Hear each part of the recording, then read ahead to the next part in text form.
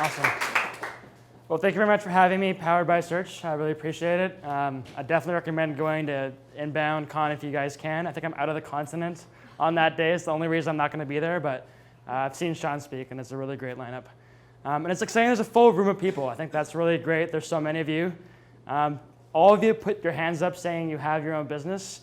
You all have way more bigger balls than me, which is really exciting.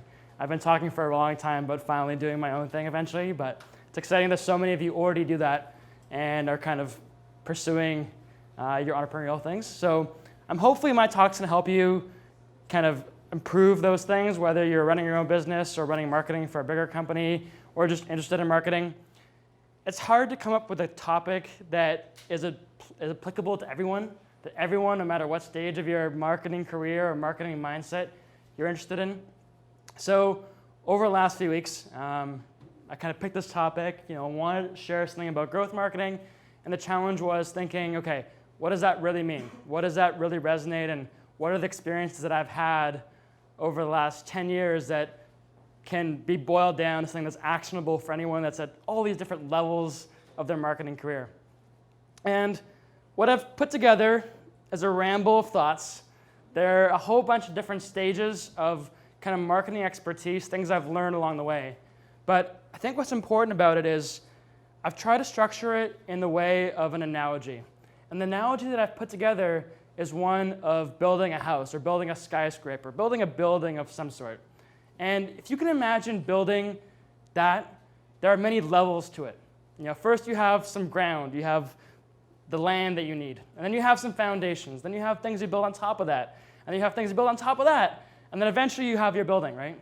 And my hope is that if you look through my ramblings and these ideas and kind of topics that I've put together, you're going to find things that you're not doing or that you could be doing that make up one of those layers. And I think those layers are really good context for you to think about going on to the next stage. The reality is not everyone here in this room needs to have that full house, that complete building of marketing that is executing at 1,000,000%, where marketing is this powerhouse that drives tons of your business, and you need 15 marketers in a room because you just have so much marketing potential for what you're doing. But my hope is that one of those layers, one of those ideas, one of those topics is something that you can look at and say, yeah, that's something I'm not doing today, or I could be doing today, or this is not applicable currently in my business, and I really wish it was. So that's kind of the way that I've kind of structured it. So we're going to start at the bottom, the context, the why are we here in the first place? And, why are we here, to me, has a lot to do with the idea of how marketing is changing. And for whatever reason, I've landed in this opportunity, I've fallen into this world of marketing that comes from it from a very different perspective than marketing did decades ago. Marketing used to be regarded as this arts and crafts department. And unfortunately, in most companies, it still is. And what I mean by arts and crafts, well, it's definitely not a science. It's feelings. I feel this. My customers feel that. I have this persona. There's an emotional reaction. This color here is going to change everything. This is the way we're talking about our brand, right? All these topics that are not data-driven at all. They're not built on science, on hypothesis, on testing or experimentation. So my hope is, I want to really focus my career on making sure that marketing is no longer just arts and crafts. I'm not saying that those other things aren't important and those foundations of marketing aren't important. I'm just saying that there's this massive opportunity for us to do all these other things, these data-driven things, these growth-driven things that are very different from that. When we talk about growth, the popular term these days is growth hacking. And I want to make it very clear that I am not a growth hacker. I'm not a growth hacker, and I don't believe that very many people out there are actually growth hackers. I think Tiffany is a much bigger growth hacker than me, and she'll probably talk about it during her presentation. But the reality is, growth hacking is this mentality where you're actually doing very technical, very difficult, very challenging things that have enormous scale to it. That's the way I see it, at least. And most of the typical things in marketing, like testing, optimization, experimentation, those things are marketing, and they're data-driven marketing, but I don't consider them growth hacking at all. I do know a few growth hackers that have built awesome machines for growth. And by machines, they really built it. They write code, they program things, they hack into They built different scripts or languages around how they want to build that. I think that's growth hacking, but that's not what I focus on. I don't have those special skill sets. What I do have is a way of applying data to marketing that hopefully is valuable to your businesses the same way that it's been valuable to what I am. So the first thing I want to talk about is not every company is ready for growth. I learned this lesson the hard way when I joined a startup that I thought was ready for growth, and really the product wasn't there. The product wasn't there, and that there was no product market fit. They hadn't identified what they actually needed, what problem they were solving with the product. They hadn't identified who their ideal customer was and how they wanted to market to it. In fact, we were selling a self-serve marketing product that wasn't ready for the customer to self-serve. That means that business is not ready for growth. And I encourage you to think about this as the bottom layer of your foundation in this building that you want to build, this beautiful growth marketing building. Is your business actually ready for growth? And it very well may not be. It may need other parts to it. It may need more funding. It may need a better product. It might need more foundations around it that can prepare you for that. But if you don't have that yet, you're probably not ready to do a lot of the things I'm going to talk about over the next 20 minutes. So my marketing journey, why the heck am I even talking to you in the first place? Well, my marketing journey started in high school. I started a website that was basically an online resource for Canadian high school students. We had a bunch of listings that feature different youth programs that people can attend, conferences, competitions, programs for high school students. And I had a few articles about scholarships, volunteering, all these things. Before I knew what marketing was, I was doing it. We were driving traffic to the website. We created high-value content that drove inbound links. Those search terms that were relevant to our website drove tons of visitors through Google traffic, right? Doesn't those sound like typical content marketing, SEO terms that you now hear about? Well, I didn't know what those words were. I didn't know what content marketing or SEO was. I just did stuff that made sense, and it got traffic. That website got 1,000 visitors, and then 10,000, then 100,000, then 500,000, then 1 million visitors, without even understanding exactly the fundamentals behind it. So in some ways, I got lucky. I fell into marketing before I knew what it was. And since then, my startup journey has led me to 5 startup marketing roles of increasing complexity, I guess, and seniority. I had a really great experience in Vancouver, where I grew up. This is a picture from Vancouver.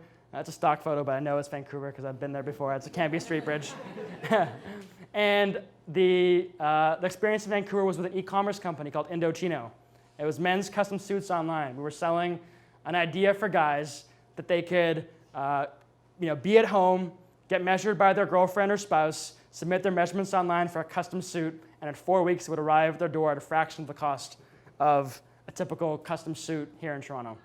I was one of the first 10 employees there, 2 people on the marketing team, and we massively grew the business. When I came in, we were already ready for growth. They already had a product. They had figured out their factories. They figured out logistics, all those really important things that enabled it for growth. But as soon as I got there, we raised our $4 million Series A, and we grew really quickly. We went from about $3 million in revenue to $15 million in a year and a half. So absolutely massive growth.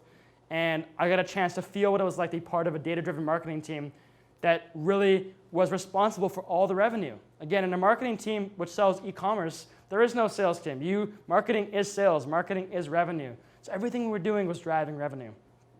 Moved to Toronto, and I'm now my second startup here in Toronto. The last 18 months have been at a company called Influitive, which has been a massive rocket ship. Our founder and CEO was the founder of Eloqua, the marketing automation pioneer, which sold for $1 billion. This is a second company, and we're building the next category of great marketing software. The company's, again, been on this really great ride, kind of a typical tech startup, so lots of venture capital funding, typical Silicon Valley perks. We were on the TV yesterday for our unlimited vacation policy. But the reality of it is we're going through this hyper stage of growth again. So in the last 18 months that I've been in Influitive, we've gone from 35 employees to 100 employees. We're hoping to be at 200 within a year. We've increased our revenues by 6 times in just 18 months. That's recurring revenues, so they keep building up on that. And we just closed a $30 million Series B, so one of the largest Series B rounds of financing in Canadian history. That's been fueled a lot by the marketing and the growth. And one interesting thing that I've kind of found about that, the marketing journey, I think, at first, I really wanted to have experiences that were both B2B and B2C. And how many of you guys have B2B businesses who sell primarily to B2B clients? About half of you. And how many of you sell to B2C?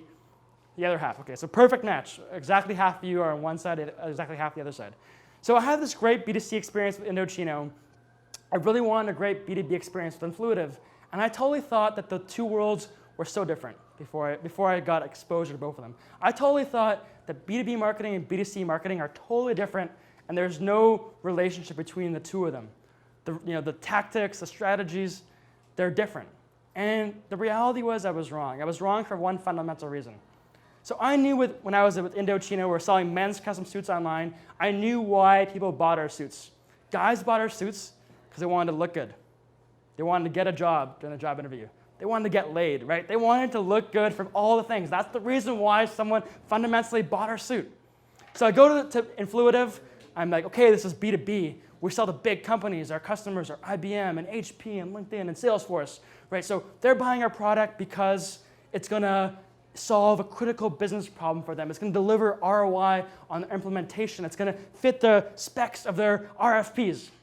And the reality is, it's none of those things, right? Why does someone buy our software in Influitive? Well, it's not too far away from the reasons why someone bought our suit at Indochino, right? They buy our software because it's going to help them get promoted.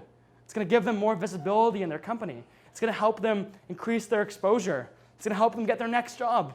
It's going to make them a thought leader in their field. And those are, intimate psychological needs that are so similar no matter which type of business you're selling. And what does that mean? It means you're selling to a person at the end of the day. And that's the really basic foundations of marketing. So again, the ground floor. You are here because you believe there's potential for marketing beyond just arts and crafts. Number two, you're here because you're excited about this idea. You know that your business is actually ready for growth. You can handle it. You can take it. You're not before that stage. And thirdly of all, you believe that this customer is the key, that no matter what business you're selling to, no matter what consumer, it's a person on the other end that is choosing to buy your software, choosing to buy your product or your service. So the next level, we're at the foundation. Hope I didn't bore you too much with the ground floor. But this kind of fits in really well with what I was talking about before. Marketing starts with empathy. You need to understand who your customer is. In fact, you need to understand who your ideal customer profile is, ICP. If you haven't heard that terminology before, as a marketer, you should definitely be thinking about that. You need to understand who your ideal customer profile is, who they are, why they want to buy from you. What are their motivations? What do they like? What kind of movies do they like? What are their interests, their hobbies? All those things. If you do not have that, you will not be successful in any kind of growth marketing that you do because you have no idea who you want to target and how you want to go after them. So create that profile and get inside of their head. Every ad that you write, every line of copy, every messaging on your website, think about how that person will react when they read that.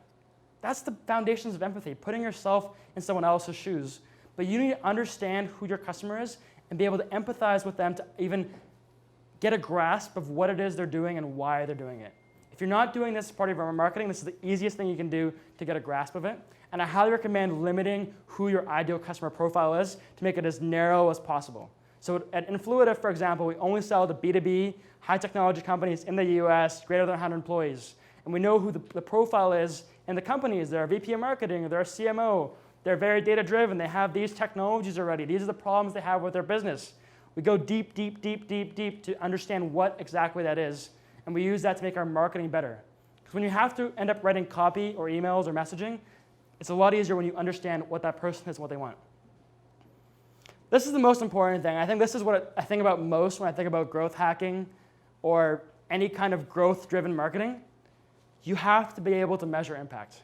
If you can't measure impact, you're failing yourself as a marketer. That sales guy is going to laugh at you. Your CEO is going to laugh at you if you can't truly measure the impact of what you're doing. My goals have been to drive my marketing as closely as possible to revenue. In some cases, that's not possible. Not everyone here works in a role that enables them to, down to the penny, measure the impact, the dollar revenue value of their marketing. But that should be the goal for everyone that's here. Because ultimately, Twitter followers or page views or any of those things are vanity metrics that will not get you to where you need to go.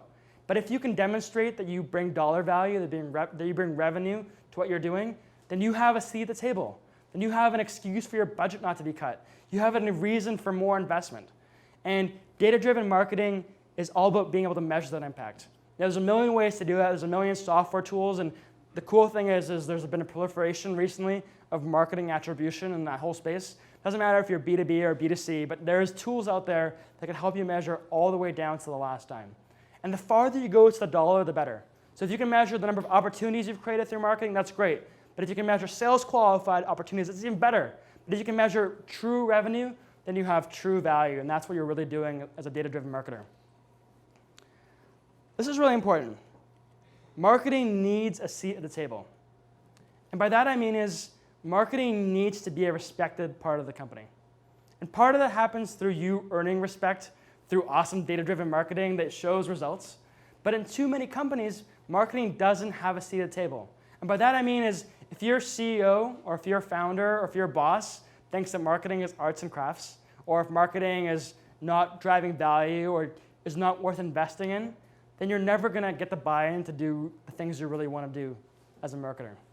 And it's not easy to get a seat at the table. It's not easy to have someone who's fighting for you. It's not easy to have a level playing field. And in fact, I've worked for companies where marketing didn't have a seat at the table. I worked at a fashion company, Indochino, right? So what does a fashion company say? A fashion company says the product is God, and everything else just supports the product, right? Like nothing else is, the product is king, right? If you worked at a company like Square or Apple, what would they say?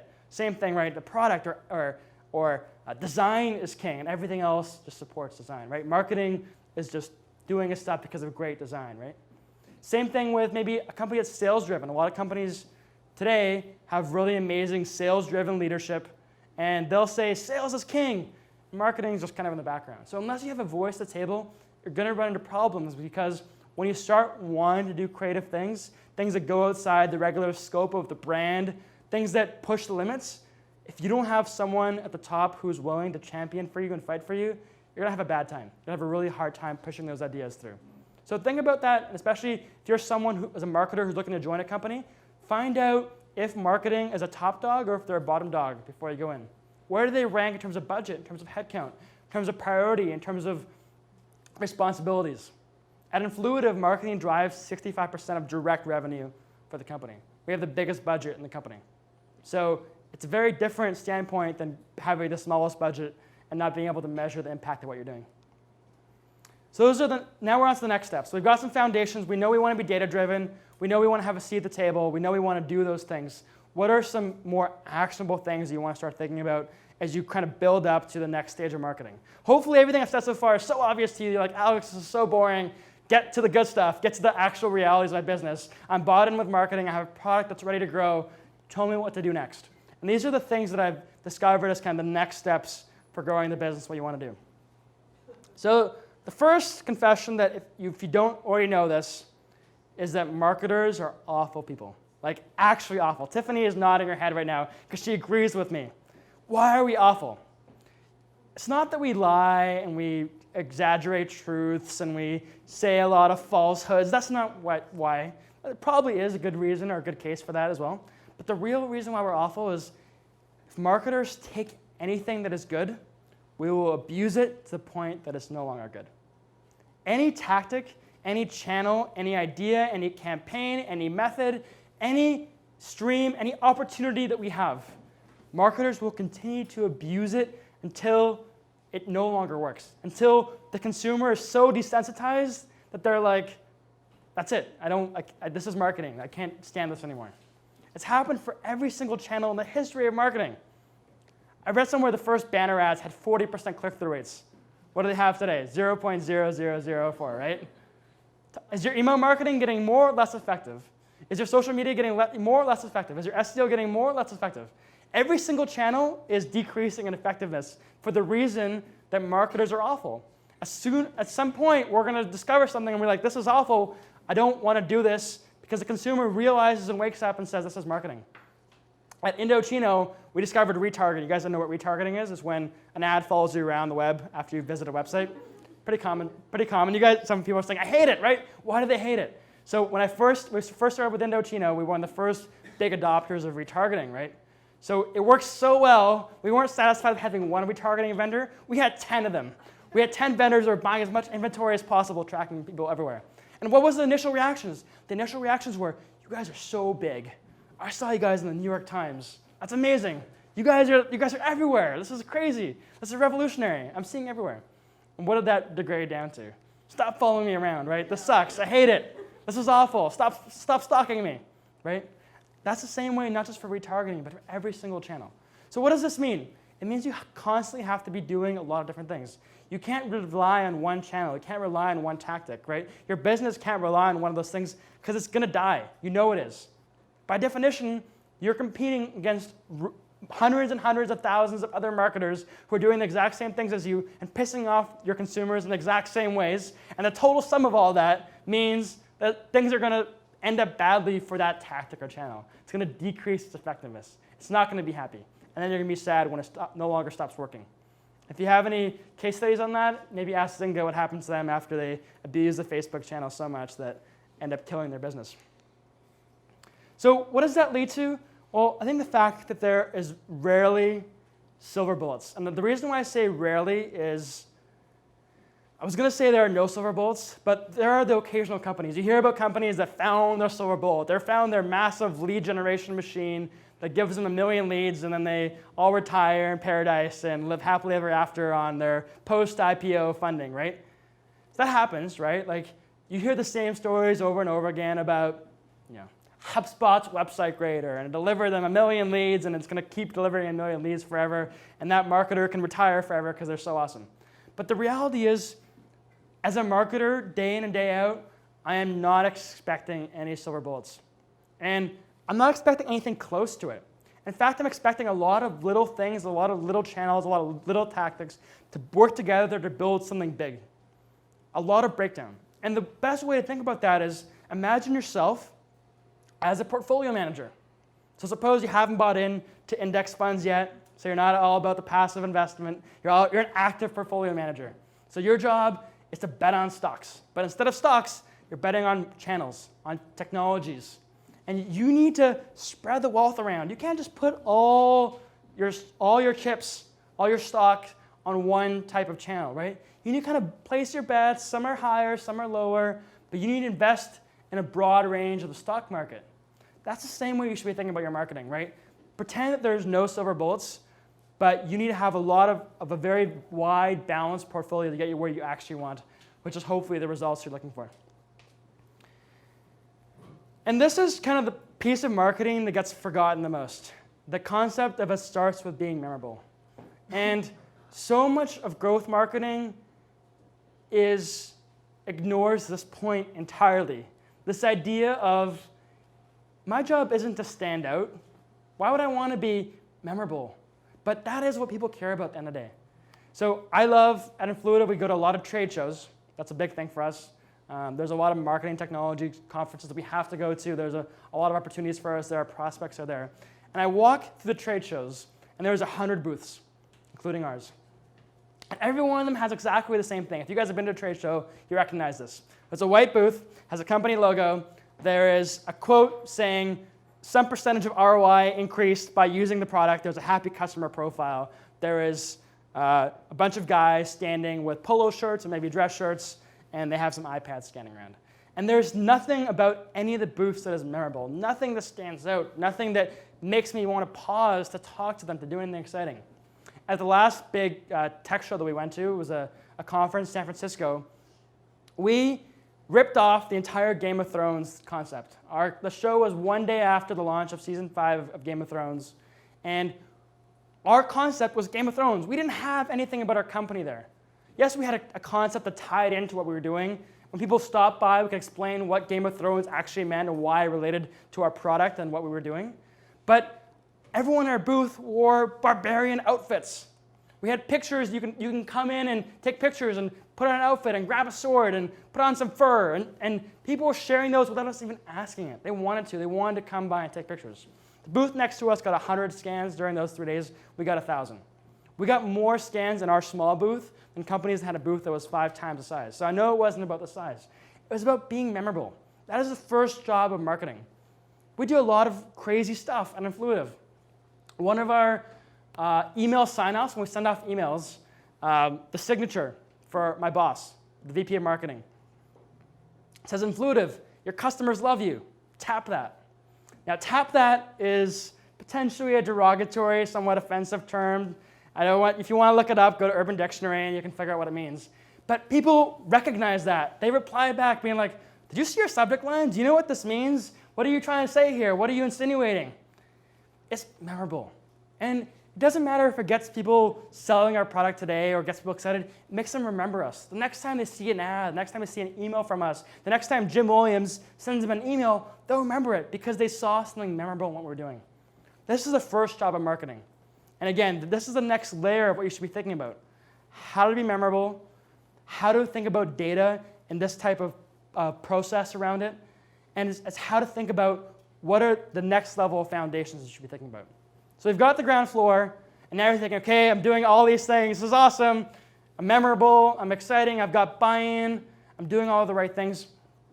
Where's the next stage? This is the last stage of growth, and these are the things that I think an advanced marketing team or companies that are doing something that are really amazing are doing. Now, the first 10 points that I covered are actually really hard. Very, very few companies, very few marketing teams, very few marketers truly do that. Talk about having buy-in, being creative, being memorable, understanding your customer profiles and targeting to it, having empathy. Those are all really difficult things.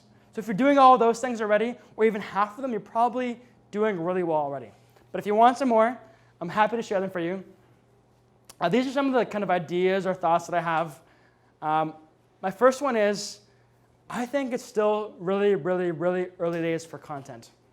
And everyone says this. Everyone's like, oh, content marketing, it's the next big thing. It really is the next big thing because I understand my ideal customer profile. I understand the person I'm selling to. And let me paint this picture for you, and you tell me if it relates to your business. Is your prospect, is your potential customer, are they unsure about how to do their job? Are they desperate for ideas on how to be better? Are they looking for great ideas to take to their bosses or to their coworkers? Do they want to make sure they get a promotion? I bet you everyone's customers have that mindset. They want to be better at whatever they're doing. Doesn't matter if it's something that's consumer related or business related, but they want to be better. And if your content can be the thing that helps them get better, if they trust your leadership and truly unbiased, valuable content as a way of doing that, then you'll be very successful. They will want to buy from you. They will want to sell you. They will want to pitch you internally because they believe in what you're doing. They believe in your content because you've educated them. You've made them smarter. You made them more successful. At Influitive, content is the biggest part of our strategy. There's no doubt about it. We produced 13 ebooks last quarter with 1.5 content marketers. We produced 70 blog posts on top of that. We outsource. We have a dozen different freelance writers and designers to work with. You don't even need resources in-house. But if you believe that your customers are craving knowledge to be better at their jobs and better at their lives, then you need to provide them with all the content that they want to do that. And we're making huge bets around this. And this can be a whole bunch of different methods. It can be video, it can be ebooks, it can be blog posts, whatever it is. It has to be truly valuable stuff. You know, we're past the days of creating spammy content that's auto-generated, that just shows up in search engines, and that's all it is, right? It has to actually create them value. The person who is your ideal customer has to listen to it, has to read it, and say, yes, this is making me smarter. I'm learning something. And by saying those things, what they're actually saying is, I trust you more now. I trust you more to be able to use you for your money, give you my money, give you my time, and give you my attention. Marketing is definitely a series of experiments. This kind of goes hand in hand with the fact that there are no silver bullets. You have to be willing to make a lot of experiments. That stock picker who's betting on all these marketing technologies has to have a budget for crazy experiments. And maybe your conditions for experiments are different. Maybe you don't care as much about showing immediate value from it, immediate data, immediate revenue from it. But you must have some philosophy about how you experiment. It has to be ingrained in your culture. Otherwise, people are going to be too afraid to make experiments. No one's going to want to put their hand up and say, let's try out this new tool, let's try out this new tactic, let's try this new channel. Because if there's no method for experimentation, for failing, for trying again, for trying the next thing, then no one's ever going to want to put their hand up and volunteer to do this stuff. At Indochino in Vancouver, we had a great method for experimentation. We call it the $5,000 rule. We could do any experiment that cost under $5,000. Literally, vendors would call us with an idea or tactic. We'd be sure, if it costs less than $5,000, we'll try it. And maybe $5,000 is a lot to you, or maybe it might be a little bit. But the idea was we were able to try a lot of different things, evaluate them, and see how they impacted our business, and measure that value. And then a lot of those investments ended up becoming really valuable for us. They ended up becoming really big things that were important marketing channels and part of our overall stack. Marketing can't be a silo. So I talked about having a seat at the table. I talked about how awesome marketing is and how your marketing is all data-driven, which means it's driving all the revenue. But the reality is that it can't do it by itself. There is no place where marketing can do it by itself. It depends on what your company does and how it does it. But at Influitive, we have a marketing and sales team. We're a team. We work together. They can't work without us, and we can't work without them. The job of marketing is to replicate the job of the very best salesperson. So we trust them. We want to learn from them. They want to learn from us. We're a team. At Indochino, where it was a B2C company, there was no sales team. That front line was customer success. The best training I could have gotten for my job was reading all the emails that were emailed to our support team. That was the best way for me to understand their needs, their concerns, why they didn't want to buy us, what challenge they had about our business and messaging, their ideal customer profile, their needs, all those things. If I didn't have a great relationship with the customer success team, there was no way I'd be successful. FreshBooks is another great example of Toronto. I think every new hire at FreshBooks, no matter what role you have, has to spend a month in support. Now, that's not by accident. There is a reason for that because they don't want support to be a silo that is separate from all the other functions. Maybe it's product that is the key. Marketing and product go hand in hand with a lot of high-growth companies, especially if you're building addictive experiences on mobile, for example. You can't be a silo. Privately, you can say we're the best and everyone else sucks, and we can measure our data the most, and we're the most cost-effective, and we have the most fun, and we go to the most events and trade shows. Yeah, we can see all those things privately. But the public reality is very different. The reality publicly is you're a team, and you're just one cog in the wheel. And if you don't have an attitude that is cohesive with the other departments, with the other functions of your company, you're not going to get very far. And the last kind of part that I want to talk about is the bad news, which is no one trusts us. No one trusts marketers. They don't trust anything we say. They don't trust what we do. They don't trust anything about our businesses because they've been disappointed so many times. They've been disappointed by all the bad things we've said, all the lies, all the exaggerations, right? All the retargeting. They don't like us anymore. So, this is a subtle pitch for what we're doing at Influitive and how we're building the next generation of customer marketing and advocate marketing software. And I couldn't do a presentation without talking about that at all. But the idea is we believe that the best marketing and sales tool you have is your customers, right? So think about how you can remove yourself from the marketing. What are all the ways that you can get other people to market on your behalf? Think about your buyer's journey, how people buy your stuff. Do they listen to your marketing and sales team, or they've already made all their decisions by reading online reviews, by talking to their peers, right? When was the last time you bought something without looking it up on Google first and looking for a review, right? On Amazon. Looking for a review on the App Store, right? Speaking to a trusted peer, a customer, all of those types of things. So think about how we take ourselves as marketers out of the equations and instead inject our customers, our advocates, our partners to speak on our behalf. Because there's no more powerful voice, no more powerful lead than a referral. You need to inject your customers to do more of those things. So that's all I've got for you. I've got some foundational pieces, I've got some kind of more middle stack things, and I've got some more advanced things. There is nothing revolutionary about what I said. And if you're looking for something revolutionary, then you're probably disappointed. You're like, that was really bad. But the reality is, there is a lot of things that you're probably not doing here. And I know that because there's a lot of things in here that I wish I was doing better. Better alignment, better strategies, better tactics, better empathy, better data-driven marketing, better at being memorable, better at being not an awful marketer. Those are all things that we can be doing. This is my contact information. I'm happy to talk to you if you have any questions. I'll be sticking around after the event. Influitive is growing like crazy. We have 35 open job postings right now for every single department in the whole company. So if you're just like Powered by Search. If you're looking for opportunities, I'm happy to talk to you and refer you to the right people on our team. I hope that was at all relevant. Thank you so much. Would you be okay with taking 3 or 4 questions? Yeah, absolutely. Okay, anyone? Yeah. Yes. Alex, great stuff, great presentation.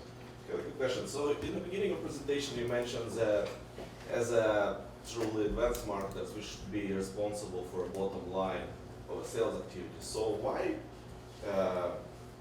you separate the marketing and sales? And why it is still separated in many, many companies? As a reality is that it's the same part of the same process.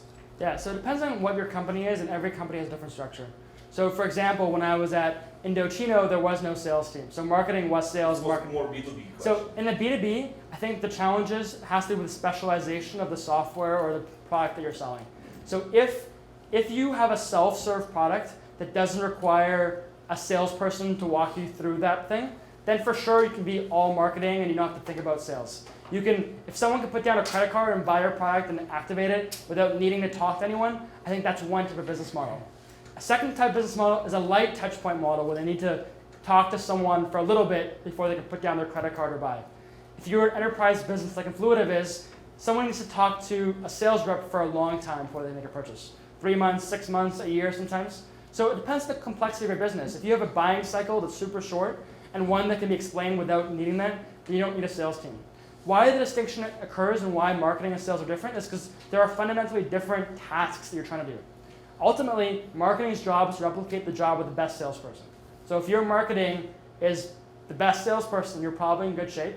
But the reality is, marketing can't be everyone's salesperson. And if we turned off all of our sales reps, we wouldn't close any deals. And likewise, if we turn off our marketing, our sales reps would have a much harder time closing deals. So it depends on the actual foundations and the business model behind what you're selling. That help? Any more questions? Okay. Yeah. Great presentation, by the Okay. way. You very quickly talked about tools for attribution. Yes. Do you have a favorite one right now? Are you a B2B or a B2C business? B2B. Yeah, so so first of all, the kind of table stakes of B2B is like you have a CRM, you have some kind of place to track your data. In our case, it's Salesforce is the typical CRM that we have, so hopefully you have that. If not, it's something else.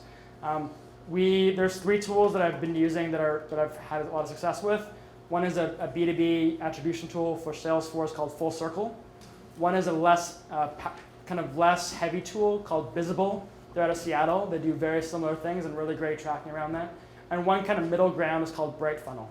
Those are just 3 companies that do marketing attribution. Depending on how complex your business is, those are 3 I'd recommend for B2B. I'm happy to talk afterwards and give you references as well. Okay, thanks. Anyone else? Awesome, thank you. Okay. Thank you, everyone.